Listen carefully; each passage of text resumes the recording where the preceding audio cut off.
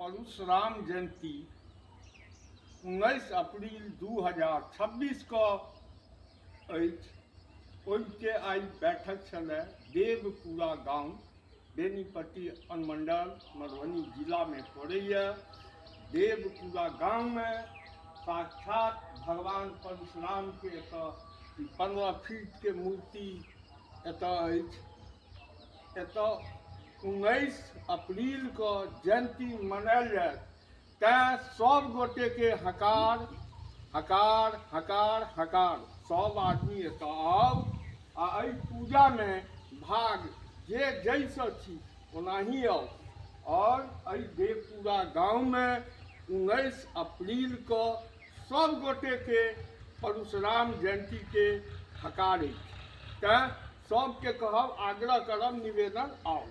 देखियो आनंद भाई, नमस्कार। जय मिथिला, जय परशुराम। ठीक कहियो 19 तारीख को 4वीं वर्ष में प्रवेश कर जब हम सब परशुराम जी के भव्य प्रतिमा के